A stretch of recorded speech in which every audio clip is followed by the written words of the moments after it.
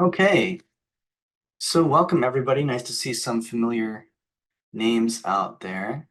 I appreciate you taking the time to join me to learn about our state's grant program for training teachers of students with blindness and low vision.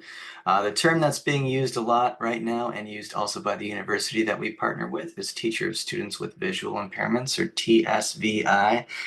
The acronym for what we do is kind of up for grabs now. A lot of people don't like to use the term impairments, so we say blindness and low vision more often now, but TSVI is definitely the most used term.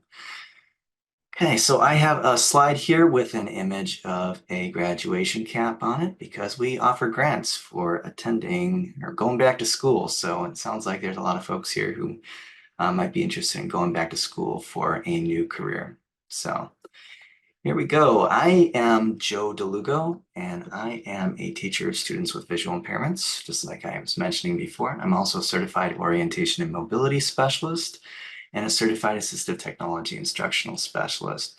I work with the Washington State School for the Blind agency called Outreach, and there's a sub-agency there called Outreach Access Services, where we provide statewide services to all the 130 or so teachers throughout Washington.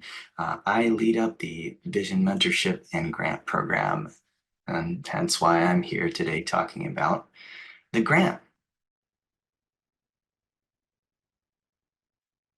Okay, I put slide deck access in the chat. There's also this QR code. You can pick up your smartphone and you can take a picture and open up the slide deck if you'd like.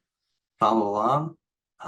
If you need assistance, or if you're a screen reader user and you use an iPhone, turn on VoiceOver, tap the center of the screen.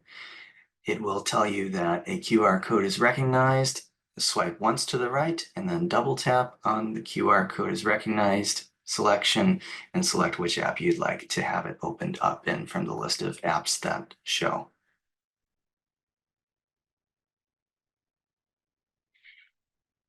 Okay, so just a little background, the history of our program. It's not a very long history. It starts in 2015. Well, it actually starts probably longer ago than that because we were realizing that there weren't a whole lot of teachers in Washington State, and there were pretty large areas that we weren't quite aware of how they were being covered and who was covering them.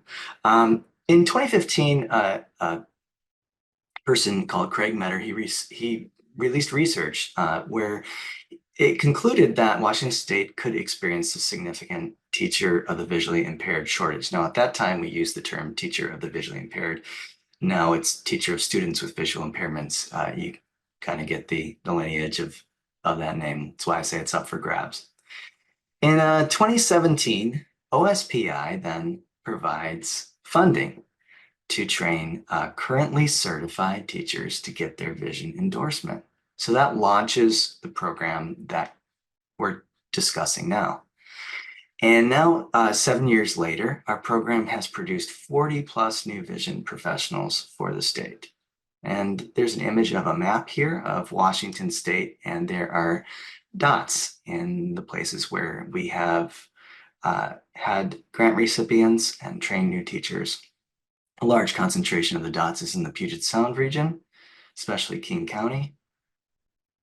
Red dots indicate teachers of the visually impaired, while green dots indicate orientation and mobility specialists. So this funding from OSPI launched a partnership, and the partnership is among 4 organizations and 5 if you want to include Portland State University, who's been our partner for orientation and mobility for 1 year. We'll get a little bit more into that. I have the logos for the Office of the Superintendent of Public Instruction, OSPI, Washington Sensory Disabilities Service, WSDS, Stephen F. Austin University in Texas, and the Washington State School for the Blind. So the way it works is that OSPI provides funding and they assist in the selection of candidates. Well, WSDS administers the funding and handles the paperwork with the university, which is Stephen F. Austin. And like I said, Portland State University partnered with us. And in some ways, we continue to partner with them for orientation and mobility. Stephen F. Austin State University provides a 21-hour endorsement program, while the Washington State School for the Blind promotes the program, selects the candidates, and provides mentor support. So what is the grant? There's a little icon of a few dollar bills in the upper right-hand corner.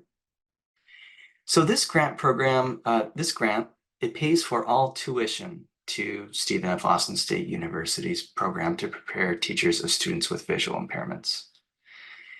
It does not pay for course fees and books.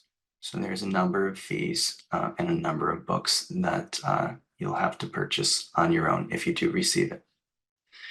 Mentor support, we provide mentor support free of charge from the WSSB Vision Mentorship and Grant Program. And that is a group of 6 teachers and with dozens of combined years of experience. And actually it's probably more than a century of combined experience, but I didn't want to write that because it sounded like we were all really old or something. So I put dozens. You get the idea. Who is eligible for the grant? Okay, so I mentioned this in an earlier slide, but it is available to all currently certified Washington State teachers who wish to add an endorsement for teaching blind and low vision learners. Okay, you have to be currently certified in Washington State as a teacher.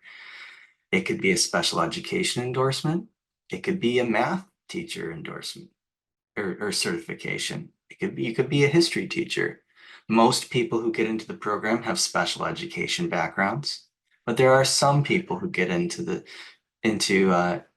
this grant or receive the grant who are not from special education backgrounds. So you must be currently certified. And then teachers serving birth to 5 are eligible, as they will be serving a student in their district, in a district for school. We will consider applications for birth to 3 teachers as well, but a stronger application is one with a birth to 5 job description. So teachers must have the intention of working for a school district in Washington. So this is not a grant that's available for teachers who live in Washington and then want to teach remotely. So you must be teaching for a school district in Washington or a birth to 3 agency. Selection is based heavily on district regional need in an applicant's area and district support for gaining their practicum hours. When I talk about district and regional need, well, I'll go to the next slide, actually, talk about district and regional need, because this, I think, needs to be elaborated on. All right, so based heavily on district need is the title of the slide. There's a little icon of looks like a school building in the upper right. And the aim of the funding is to attract new teachers to areas of need. So areas of need are districts that have open positions, especially districts who've had open positions for a long period of time. Districts of needs are regions with a pattern of growth. You saw a lot of dots in King County, and when I showed you the map of where we've provided grants and had new teachers gain positions. So a place like King County has had a very significant pattern of growth in recent years. They've added a lot of teachers, students with visual impairments, a lot of vision professionals there. So, many of the candidates that receive the grant, they're hired on as a TSVI on a conditional agreement with the district, so that as they complete their coursework, they're also going to act as the teacher of students with visual impairment. And so this provides a great way for districts to grow their own TSVI which in many instances is the only way a district is likely to get a TSVI. They're hard to come by, very hard. There's a lot of places have had to, before this program, wait for somebody to move in, which wasn't always realistic. All right, if you are not in a district with need to fill a position or a pattern of growth, we might still consider your application, especially if you are considering to relocate to a district or region with need to take a job position.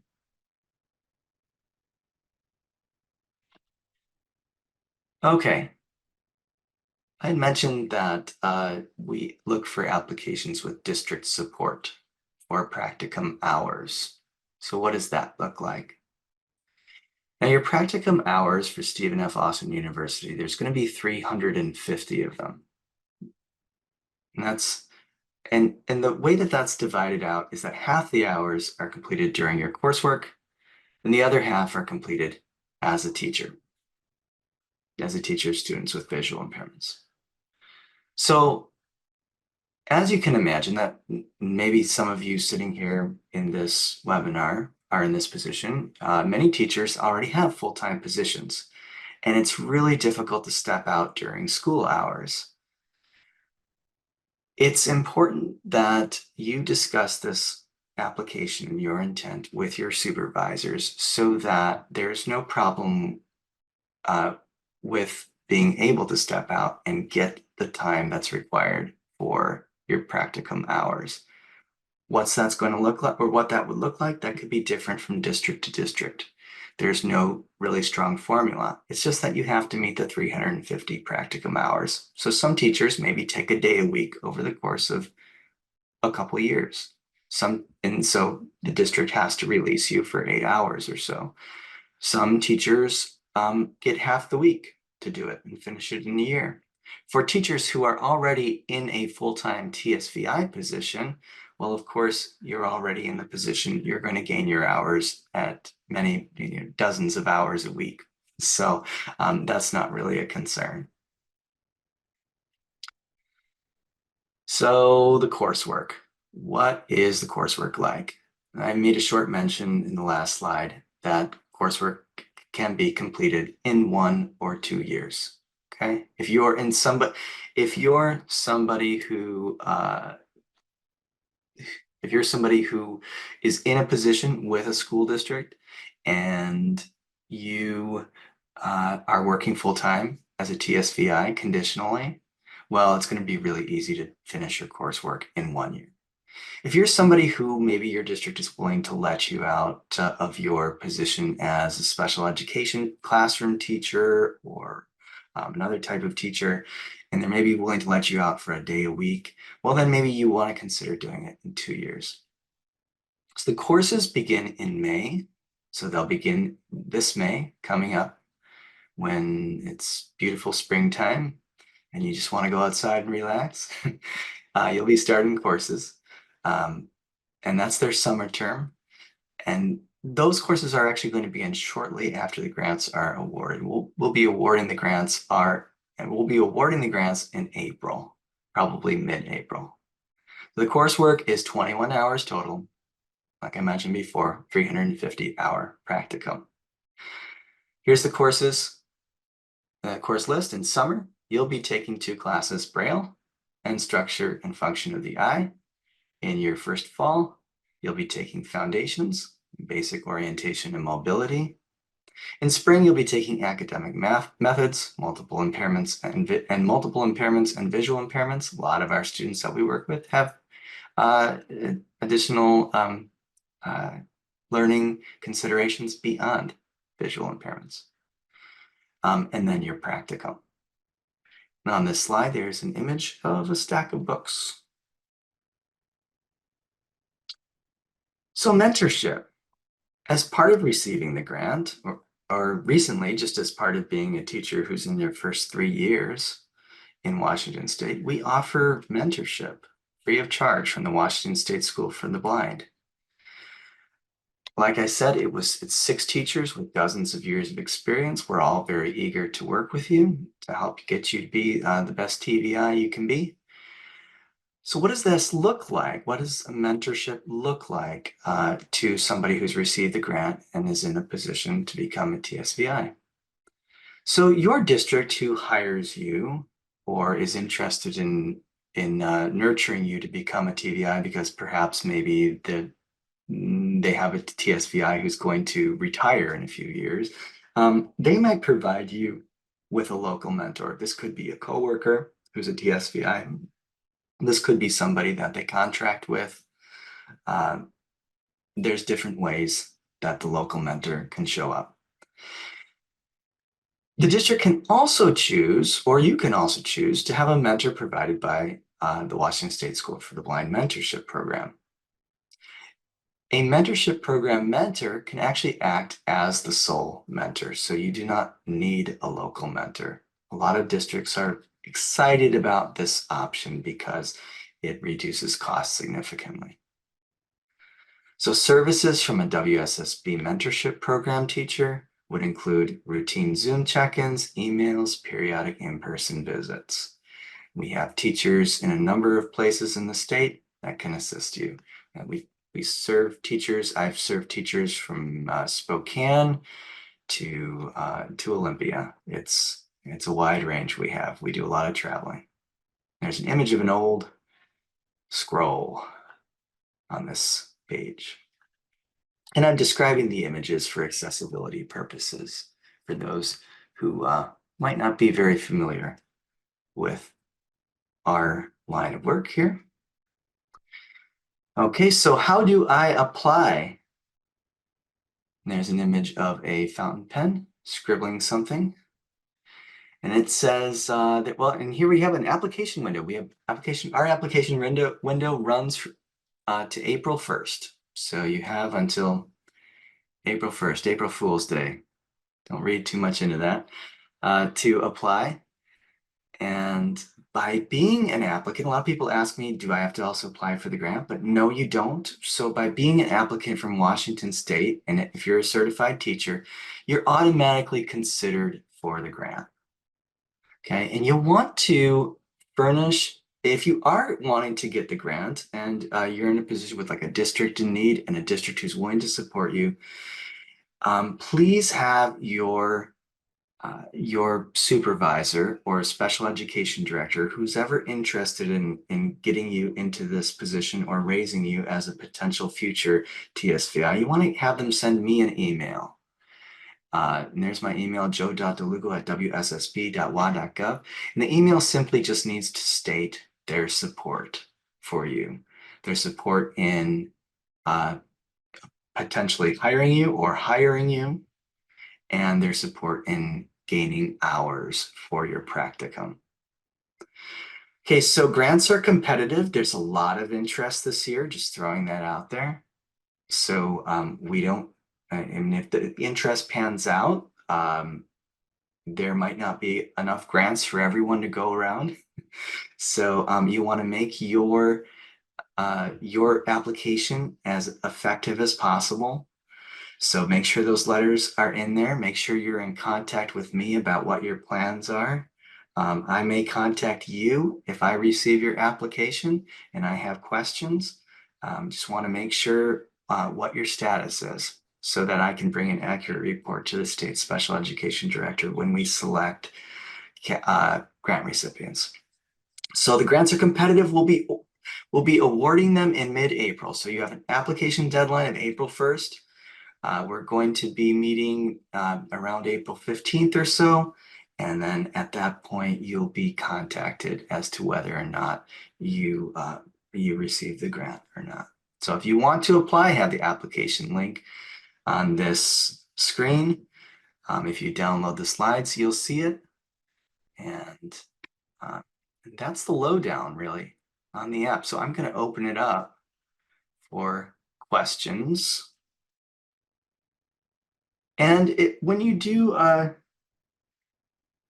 ask a question, or if you do ask a question, please announce your name, just in case there are people on this this webinar who cannot access the name in your Zoom window.